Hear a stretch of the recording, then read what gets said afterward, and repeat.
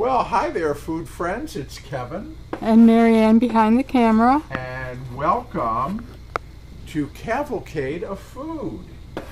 And Mare, I thought today was a good day to make some cookies. Every day's a good day for cookies. That's right. So we're going to make some sour cream cookies. This is a recipe from an old Amish cookbook, actually. And so really an old-fashioned kind of cookie to make. And so I thought I would make some because I got the taste for just a good, it's kind of a sugar cookie, but you know what happens when you add sour cream to things? It sort of riches it up a little bit, you know? Yeah. And so it is such the case here. So here's what I've got. I've got all the ingredients laid out. And of course the recipe for the cookies is in the description for the video. And I'm going to start by combining 3 of the ingredients. I have got a 1.5 cups of sugar here, Mare. Okay? And to that, I'm going to add 2 eggs. And I know I've said it before, but whenever you're using eggs or milk or butter or shortening, for a recipe like this, you want everything at room temperature. I've got a cup of shortening here. Now, I don't know, I guess maybe you could use margarine, perhaps butter, but this is what the recipe calls for, and so this is what I've always used, okay? By the way, who are you wearing? You like this? Check this out. Kevin's Cavalcade of Foods. You know who made this for me? No, I don't. Our cousin Carol. Yeah? Thank you, Carol. Love it. Okay, then I always have a couple of towels I hope I'm wearing this right. So I always have a couple of towels hanging around me to wipe my hands. So, Mare, we're going to start by creaming these things together. Can you get the camera in there? I don't know, a little bit. And kind of see what's happening. Yep. So we're going to let this go for a few minutes until it's combined and fluffed up, and I might want to scrape the bowl down a little bit as we go, so you can see. Now for this recipe, you really want to use an electric mixer. You could do it by hand if you really wanted a good workout, okay?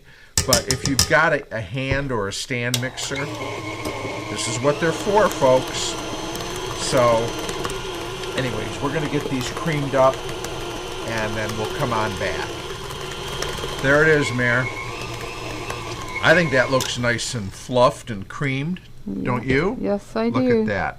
Okay. So, I'm going to scrape this down. And then what we want to do is we want to add the other ingredients. So we're going to start with flour and milk. I got 3 cups of just regular all-purpose flour here. And I've got a 1/2 cup of sour milk. Now you can use sour milk or buttermilk.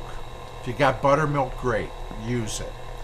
Not everybody has buttermilk though, so you can use sour milk, which when you make sour milk, per cup of milk, you add 1 tablespoon of either white vinegar or lemon juice, okay? And acid. So in this case, I only needed a 1/2 cup of sour milk, so I added 1.5 teaspoons of white vinegar.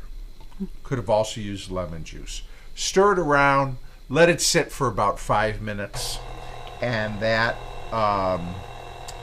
acid will start doing its thing. So I'm going to add the flour and the milk here to our batter. Does it matter which one you start for Yeah. putting first? Not really. But I just think it mixes easier rather than dumping all the flour in. Yeah, then it would go all in your face. Yes. So yeah, we're going to keep it on a low speed here. It's going to make a thick batter. So we'll get that combined. Now we got to add, I've got a teaspoon of baking soda. I've got 2 teaspoons of baking powder and a half teaspoon of salt. Those are all going to go in. Okay. All right. Then you know what? You can't have sour cream cookies without Sour cream. So I've got a half a cup of sour cream here. And again, you know, whenever you add sour cream to baked things like coffee cakes or cookies, sour cream, not only because it has like a tang, but it really imparts a really beautiful moistness, I think, to batter. So let's get all that in there.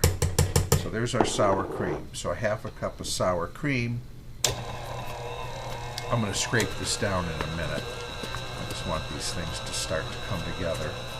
And then we have our flavorings, which in this case is lemon and vanilla. So I've got a teaspoon here of lemon flavor, lemon extract, and a teaspoon and a half of vanilla. I'm going to put that in there. All right. Now everything's on every drop. Now everything is in. And I'm going to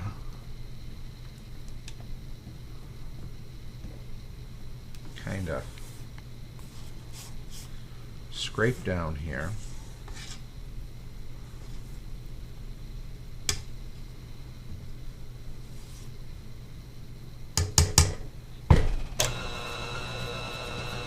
All right, Mary, I'm going to let this mix and get everything combined, and then we'll come on back. Okay. Well, we got our dough, and Marianne will tell our food friends that we put the dough in the fridge for about a half an hour, okay, to chill. And that also firms it up a little bit, because you see what I'm doing, Mare? Yep. I am rolling the dough. Rolling the dough. Not rolling in the dough, just rolling the dough. And I'm gonna bake 2 dozen at a time here in our 51 Kelvinator. But what I am doing is I'm trying, best I can, to make them all about the same size. You can make these as large or as small as you want, but I'm trying to make the circles all about the balls all about the same size here. And then what I'm going to do is, using a glass, we're going to flatten them into more of a disc shape and then bake them.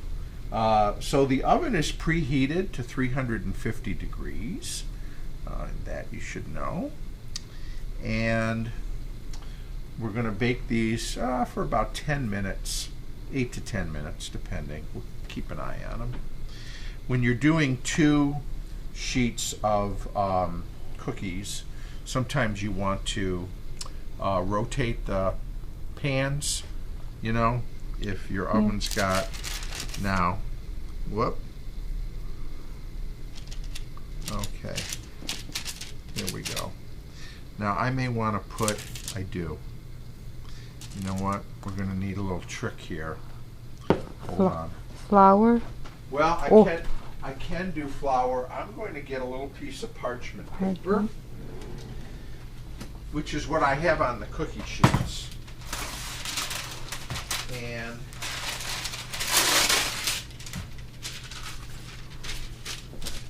try that. Yes. Okay? Because it is a bit of a sticky dough. That's better, huh? Yeah. Let me see if I can reshape those blobs a little bit. Wax paper would probably do okay. I really don't want to add more flour to the batter, so I'm just going to do this method here. So just use the bottom of a drinking glass and just press them down like so.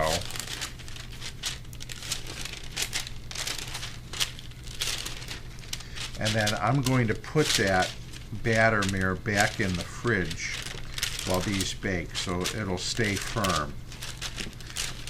You don't want the batter to loosen up too much. Okay, now we got them in the shape we want them, but we're not quite done with them. So as a little crowning jewel, I've got some nice, this is organic sugar, cane sugar, and it's in sort of a large grain. Now you could also use, I think it's called Damara sugar, Mare. I don't know if you've seen it. It's also large grain. It's kind of a dark brown. So this is an organic cane sugar that I buy that I like to use for this, for kind of finishing. And you don't have to put this on at all. Of course, you could use... you can use colored sugars. Colored sugar. You could use, sprinkles or nonpareils if you wanted to add a little color. Or you know what? You could just forego the topping at all and frost these cookies if you want. That would be another option, okay? But I like to put just a little sugar on the top. So we're going to put these in the Frigidaire. Those first two that are misshapen ones, Mare, I think those are our test cookies, okay? Okay. So, in they go. Whoop. 8 to 10 minutes. I'll rotate the racks halfway through. All right, Mare. It's been about 10 minutes. I did rotate our cookies ahead of time, about halfway through. And I'm going to take them both out. So, they smell good. This is pretty much what you want. So the cookie, unlike, say, a Toll House or another cookie that sort of gets browned, okay? These, we want to look at the bottom of them. See that nice? See how that is? Yeah. Okay. So that's what you want. But these are a soft cookie, almost cakey, which is what you're supposed to have. And we're going to take these off. You could leave them on for a minute or two and then get them off the hot pan, because of course we got to get our next batch of cookies in. And we're going to let these cool for a few minutes, and then the proof, as always, is in the tasting, right? Right. All right, sis. Well, here I put, these are the two that kind of stuck to the glass before I started using the parchment paper. They don't look that bad. So, we've got a nice brown on the bottom, and at the top, it's kind of, I don't know if the camera can pick it up, but it's a little sparkly from the sugar sprinkled on top.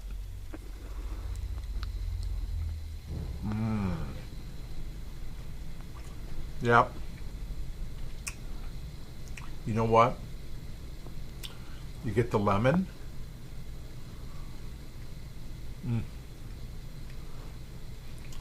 Here's the interior. Very cakey. Yeah. Again, you could put a frosting on it. Mary, you suggested you could frost it and then sprinkle it with stuff, right? Right.